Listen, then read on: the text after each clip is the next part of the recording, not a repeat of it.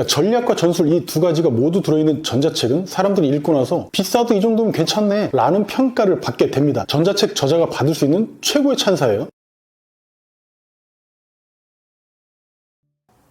자, 글청입니다. 저를 닮은 드로우앤 드루님이 소셜미디어는 시간과 같다라는 말을 한 적이 있죠. 즉 시간은 누구에게나 주어지는 거지만 이걸 어떻게 활용하느냐에 따라서 결과는 하늘과 땅 차이라는 거죠. 이 전자책도 마찬가지인 게 경제적 자유를 주는 무기라는 점에서 어떻게 활용하느냐에 따라서 인생은 확연하게 달라진다는 점 말씀드리면서 시작을 좀 해보겠습니다. 저는 오늘 영상에서 여러분이 전자책을 쓸 줄만 알아도 돈 걱정이 없어진다 이런 뻔한 이야기를 드리려는 게 아닙니다. 여러분이나 저나 전자책 쓰는 이유는 뭐냐면 우리가 활동하는 어떤 분야에서 전문가로 각인되기 위해서예요. 그럼 왜 전문가로 인식되어야 되는 걸까? 더 이상 판매 노력을 하지 않기 위해서죠. 그러면서 소득을 고소득으로 만드는 거. 우린 그 구조를 만들기 위해서 전자책을 씁니다. 아닌가요? 실제 이 목적을 달성했더니 예상보다 많은 수익을 벌게 됐습니다. 이건 다른 전문가들도 마찬가지일 거라고 생각을 해요. 참고로 저는 지금까지 전자책 10개 정도를 만들었는데 이 중에서 2개만 성공했고 8개는 실패했다고 말씀드린 적이 있습니다. 그런데 결과적으로 단순 판매로만 2억 넘는 매출이 발생을 했으니까 전자책 한 개당은 2천만 원씩 번 셈이 됐어요. 결국 8건은 실패가 아니고 그저 미숙했던 제가 실력을 연마하는 단계였다는 겁니다. 그러니까 이 검증된 자료를 계기로 스터디파이에서 전자책 관련해서 강의와 컨설팅까지 진행하게 된 겁니다. 그런데 이런 전자책을 빨리 완성하고 싶은데 전자책 작성조차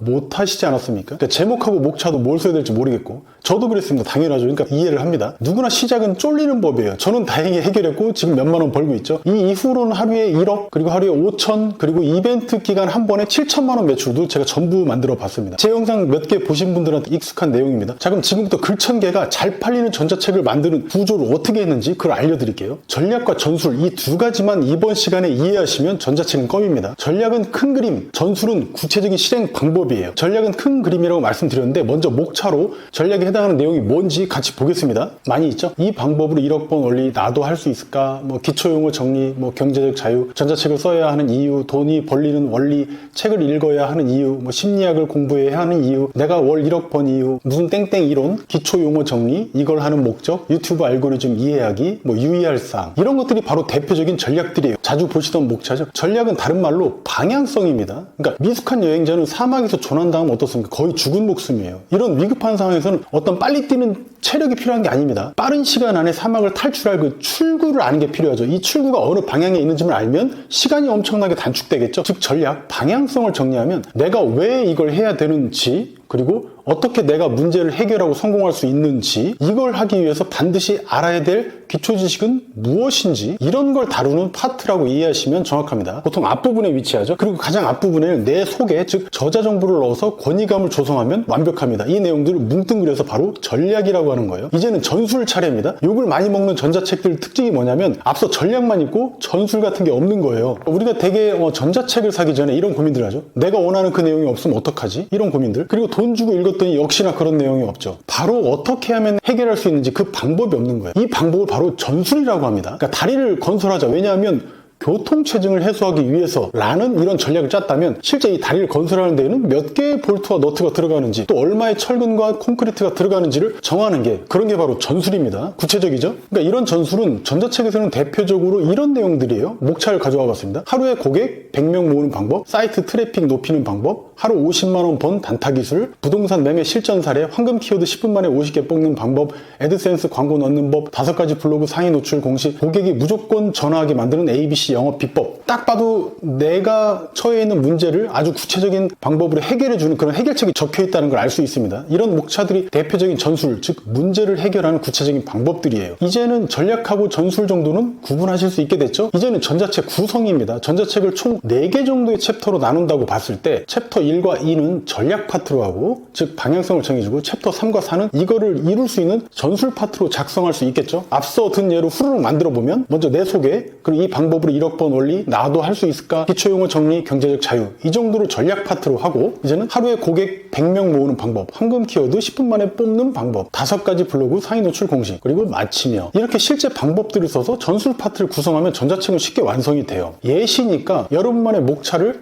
클래스 101이나 스터디파이 같은 유명 사이트에서 목차 한 50개 정도를 노트에 적어서 내 필요에 맞게 활용하시면 돼요. 표현을 변경하시고 내용은 당연히 나만의 내용을 넣어야겠죠. 여기서 업계의 탑이 되는 팁을 한 가지 드리면, 방법을 적으실 때 단순히 방법을 나열식으로 적는 게 아니라 왜 이 방법이 먹혔는지 자신만의 시사점을 적는 겁니다. 뭔 말인지 아시겠죠? 그리고 분량 자체는 크게 관계없어요. 다만 필요에 따라서 앞뒤로 챕터 한두 개씩 더 늘리는 건 아무 상관없고요. 핵심 전략과 핵심 전술, 즉 문제가 발생한 원인을 진단하고 이 문제를 해결하면 어떤 점에서 좋은지, 그리고 이 문제를 어떻게 해결했는지 자신만의 방법만 들어있다면 나머지는 사실 전부 사족에 불과한 겁니다. 따라서 전략 파트 50 그리고 전술 파트 50 이렇게 해서 5대5로 해도 되고, 아니면 전략을 2만 주고 전술을 8의 비율로 해도 됩니다. 아니면 거두절미하고 전술만 쓰는 거야. 전자책 내용을 전부를 전술로 채워도 됩니다. 다만 전략만 제시하면 전문가로 인정받기가 어렵다는 거예요. 왜냐하면 전술은 그 사람의 경험치와 능력치 그 자체이기 때문에 그렇습니다. 사람들은 그렇게 느껴요. 그러니까 전략만 넣으면 실행한 사람한테서만 풍기는 어떤 냄새, 그런 스멜이 나지가 않는 겁니다. 오늘 내용을 정리하면 어떻죠? 전략뿐만 아니라 전술, 즉 방향성과 이걸 실현해낸 구체적 실행 방법도 넣어야지 전문가로 인정을 받고 더 이상 판매 노력을 할 필요가 없어진다는 그런 이야기입니다. 우리 목적이죠. 전자책을 쓰는. 그러니까 전략과 전술 이 두 가지가 모두 들어있는 전자책은 사람들이 읽고 나서 비싸도 이 정도면 괜찮네 라는 평가를 받게 됩니다. 전자책 저자가 받을 수 있는 최고의 찬사예요. 이렇게 우리는 최저가 경쟁을 피하게 되는 겁니다. 비싸게 받아도 된다는 이야기죠. 그리고 여기에 이제 확실하게 전문가로 각인되고 차별화까지 만드는 방법도 예시로 설명드리고 정말 마치겠습니다. 네, 이런 분이 계셨어요. 전자책 한 개를 완성하고 자신감이 이제 막 넘치게 되니까 전혀 다른 주제로 새로운 전자책을 만드는 게 어떠냐는 그런 질문을 주신 건데, 가령 이제 인스타그램 마케팅을 주제로 전자책을 써도 몇백만 원 벌었어. 그렇게 이제 소득을 올리셨는데 이제는 자기 개발이나 동기부여 같은 주제로 나아가고 싶대. 그러니까 다음 전자책을 이렇게 쓴다는 거예요. 저는 그분께 당분간은 한 가지 주제로 활동하는 게 전문가로 브랜딩하는 입장에서는 훨씬 유리하다고 말씀드렸어요. 그러니까 오늘 영상 보신 분은 이렇게 말한 이유를 아시겠죠? 왜냐하면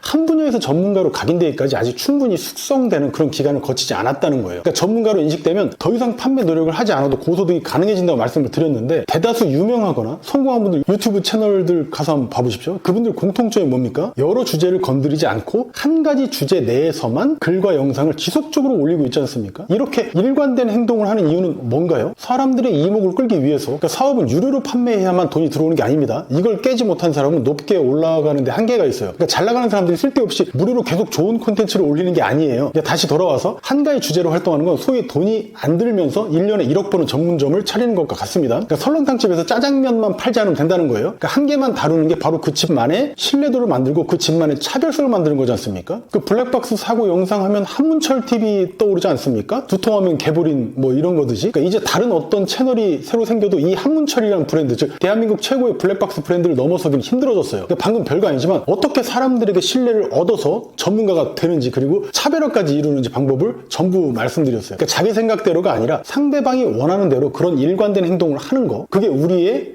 할 일입니다. 우리는 예술가가 아니죠. 결국 전자책 쓰기는 문장력의 문제가 아니라는 점입니다. 그러니까 단지 전략과 전술을 나눠서 쓰기만 하면 전자책 쓰기는 일도 아니라는 점. 따라서 앞으로는 전자책 각 챕터에 들어갈 자료를 정리하는데 한 3, 4일 정도 준비를 하고, 그 다음에 실제 전자책을 쓰는 데는 하루 이틀 정도만 투입을 하면 완성하는데 충분하실 겁니다. 아직도 내가 부족하고 내가 전자책을 써도 되나, 나보다 전문가가 널렸는데 라는 의구심에서 벗어나지 못한 분들을 위해서 제가 어떤 일도 실패 없이 성공한 최고의 팁 하나 말씀드리겠습니다. 상대방한테 뭘 원하지 않는 거예요. 그렇게 뭘 원하지 않을 때 성과는 최대가 되고 부담감은 최소가 된다. 마음의 부담감이. 그러니까 사람들은 진짜 가치 있는 걸 아주 무료로 받았을 때 그 사람에 대한 경계심은 완전히 사라지고 신뢰도는 완전히 떡상하게 됩니다. 단순 판매, 단기 판매라는 이런 유혹에서만 벗어날 수 있으면 성공하는 데 드는 시간은 아주 기하급수적으로 짧아질 겁니다. 자, 오늘 영상이 처음이신 분은 어렵지 않으니까 한두 번만 더 이 영상 돌려보시면 되고요. 그러면 이놈이 말하려는 게 이거구나 라고 쉽게 이해하실 수 있을 겁니다. 그리고 이 영상에 나온 내용 중에서 궁금한 것도 많이 생기셨을 텐데 댓글로 질문 주시면